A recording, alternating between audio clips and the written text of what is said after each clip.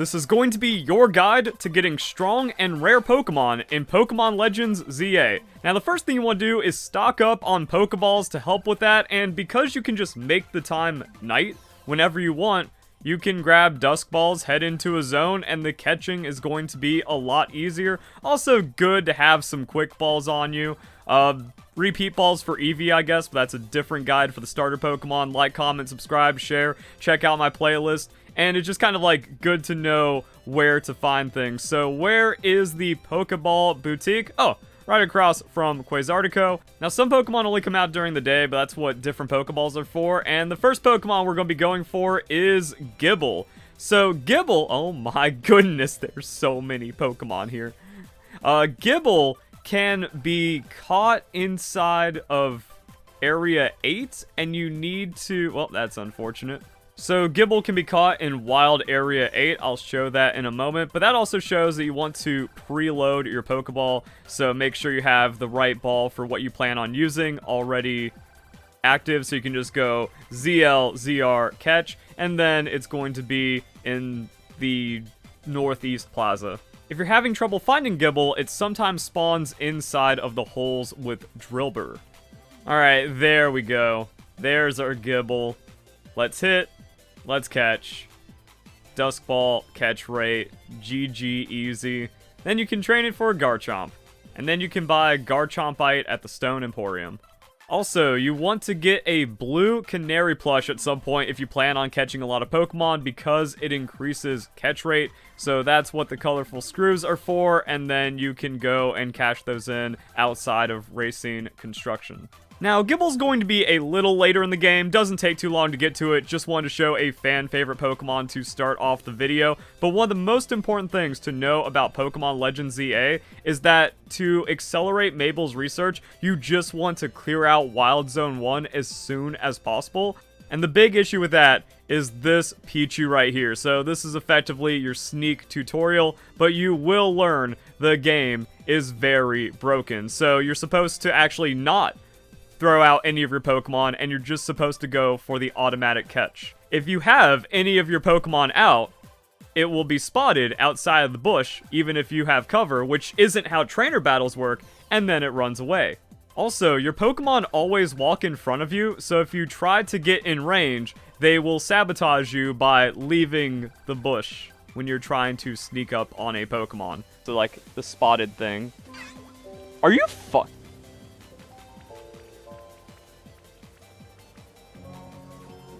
So, my Pokemon that I have no control over runs out of the grass and scares off what I'm trying to catch. But also, there's potentially other wild Pokemon around trying to attack you, so it just becomes a complete mess. However, this Pichu is very necessary for research and Pokedex completion, so you want to get that. You want to farm out Wild Zone 1 to kind of get familiar with the catching, and then we can go and find some other good Pokemon in the other Wild Zones, such as Honedge. So at nighttime in the cemetery, Area 4, Honedge is just around, and that's going to be nice and easy. Also, low level. So, getting a Honedge early on for your adventure and then powering it up through the way sounds like a really fun time.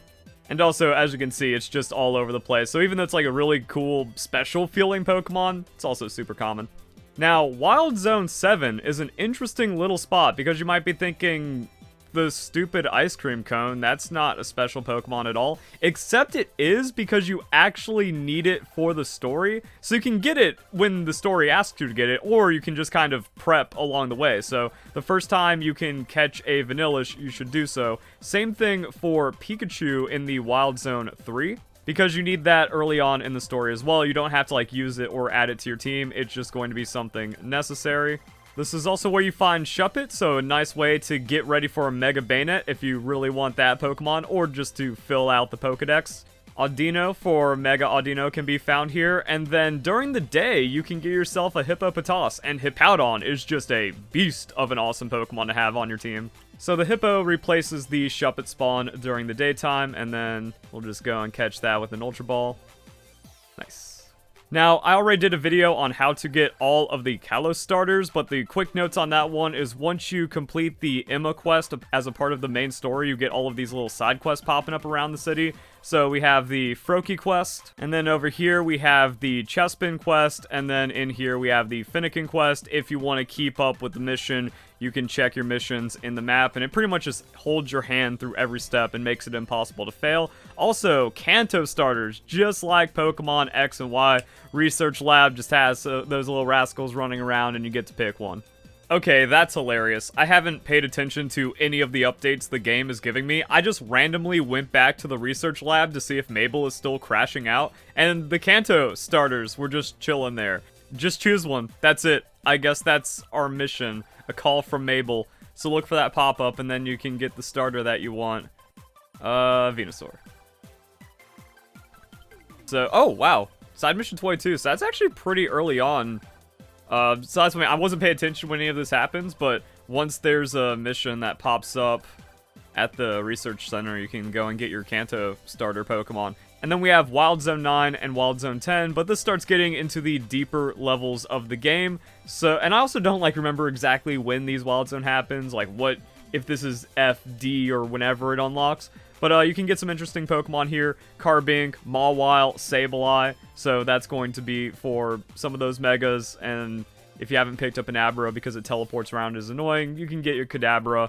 Find a way to get Alakazam, GG easy.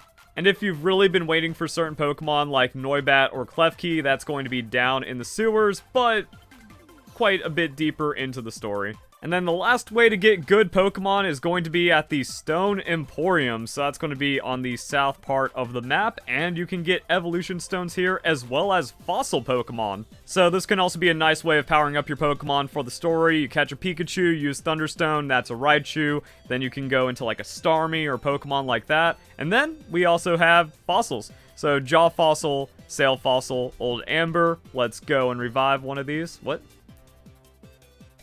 I'm poor. Okay, Jaw Fossil it is. Now, if you're looking around the map, wondering where the museum is, it's actually going to be in the Pokemon Research Lab, so you go to the second floor.